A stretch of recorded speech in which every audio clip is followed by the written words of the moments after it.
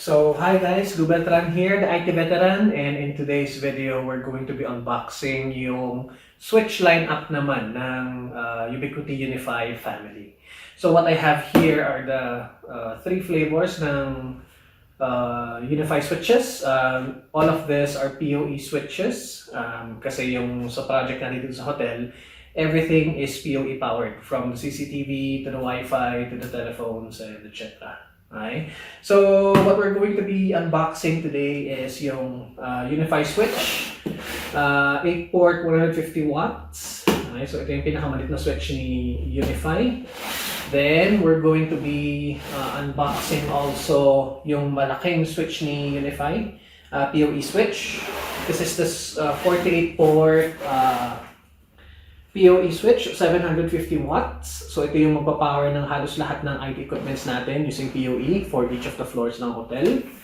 And ito naman yung magiging aggregation switch natin.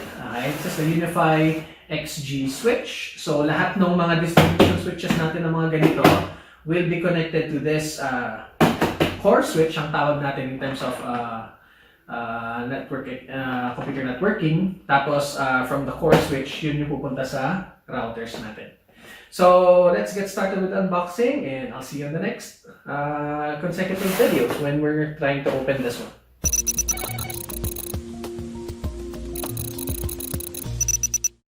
Okay, so ang una-una nating bubuksan guys na switch is yung Unifi 8-port switch 150 watts. Okay, so this is a managed PoE gigabit switch with SFP connector. So makikita ninyo, it's 8 ports. Okay, 8 ports yung switches natin that can bring out PoE power, and at the same time meron tayong dalawang SPF connectors here. Okay, for fiber or copper. So, natin sa likod, yung description ng Unifi switch 8-port. So, this is to expand and power your network with the Unifi switch 8-port 150 watt part of the Ubiquiti Networks Unifi Enterprise System. Okay? So, ang features ito, it has 8 ports of gigabit RJ45, 2 gigabit SFP ports, auto-sensing IEE 802.3AF80 PoE. So, ibig sabihin, this is PoE 802.3AF and 80 compatible switch. Okay. And configurable 24-volt passive PoE. May mga PoE devices kasi tayo that are using the old 24-port powering system, pero halos lahat na ng IT equipments natin that are PoE powered are using the new standard 802.3AF and the newest, which is the 80. So this switch has a total switching capacity of 10 gigabits per second and is managed by the Unifi controller. So ang laman ng package natin is the switch itself, wall mounting kit, power cord, and quick start guide. So yan siya. So ito yung Unifi controller natin. Okay. So let's unbox this one. Tanggalin natin yung kanyang white cover. So let's put that one there. And buksan natin yung box niya. So right off the bat, tabi natin yan. Right off the bat, ito yung laman ng ating Unifi switch. Meron tayong rack mount units here for rack mounting this one in a network cabinet. So kunin natin yan. Let's put it here. Then at the side, andito yung ating quick start guide. Okay. So syempre, as with tradition, ang unang-una kong tinitignan whenever I am deploying networking equipment as a network engineer or solutions engineer is the specifications. Okay.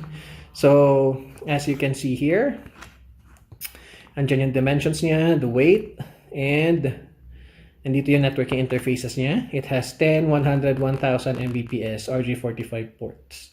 That's 8 of them. So this is already good for gigabit networking, and it has also 1 gigabit per second SFP port.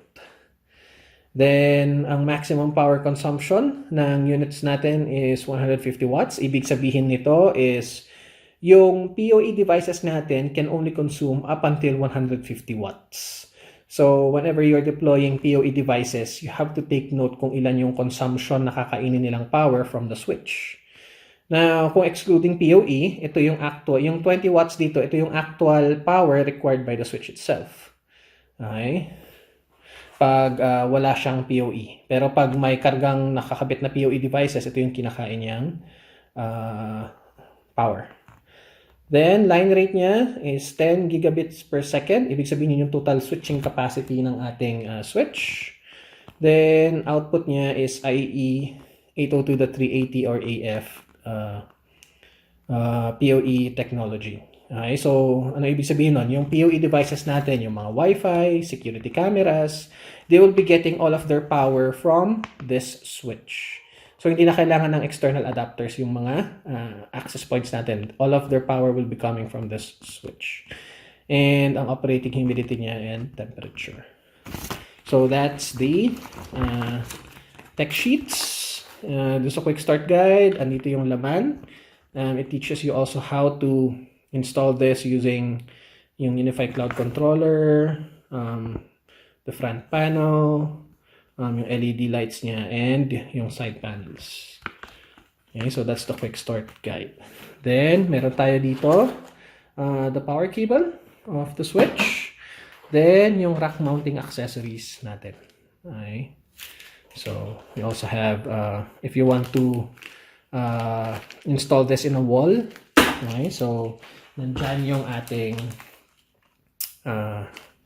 mounting screws. So, let's open up yung switch natin. So, ayan siya. So, it has a foam protection. So, tanggalin na lang natin to. Let's put it here. Okay, so this is the Unifi 8-port switch. So, andito yung light indicator niya. The 8-port PoE switch. Okay, for the LAN. Okay, it can work. So, pag orange yung ilaw niya, yung LEDs dito, meaning it's working at 10,100, pero pag green, it's 1,000. Okay, so marami tayong LED indicators dito. One for the speed of the network and the other for the PoE technology being used. Then, we also have SFP connectors. So, this is for, you can install SFP connectors here for copper and fiber, kung gagamit ka ng copper or fiber. So, let's return yung ating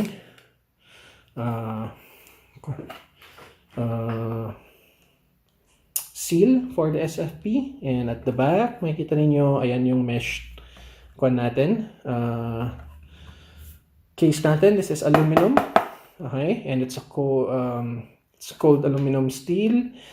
That helps with the heat dissipation ng itong switch natin. Now, makikita ninyo, this is a fanless switch. Ibig sabihin, walang fans na gumagana to exhaust the heat from the device. Kaya mayroon tayong mesh cover dito sa likod. Okay, so and here is the power module. So, ang input niya is 100 to 240 volts. Ibig sabihin, this is voltage variable. It can work in any country or region across the world. Okay, so kung nasa US ka, you're going to be using 110. Pag nasa Pilipinas ka, you're going to be using the 240 volt. It's either 50 or 60 hertz. So, yan. Medyo mabigat siya. Okay. You can actually get this switch sa Lazada and Shopee also. It's a very good switch, actually. Right off the bat, itong switch na to can work without the Unifi software controller. Pero to maximize and unleash yung full potential ng switch na to, this needs to be registered to the Unifi controller. Yung heart and brain ng ating Unifi network. So, that's it for the unboxing ng ating 8-port switch. So, ibabalik ko lang siya sa kanyang kahon. Okay. And, sorry natin yung mga accessories niya because on a future video, I'll be showing you how to install this one and register to the Unifi software controller. So, yan. So, let's close the box now. And then we get the white cover. Slide lang natin siya inside of it or outside of it actually. Yeah. And that's it. That's the unboxing of our 8-port PoE 150 watt Unifi PoE switch with SFP connector. So sa atin ito gagamitin sa ating hotel projects if there are instances na may event outside of the structured cabling na kayang support ng structured cabling natin or the original PoE switches, ito yung pwede natin i-install para ma-extend yung network natin. Kung ano man ang requirement ng event na yun. So that's it, fellow IT engineers, for this video. So Unifi 8-port switch coming from Ubiquiti Networks. So that's it, fellow IT engineers, and I'll see you on the next unboxing video.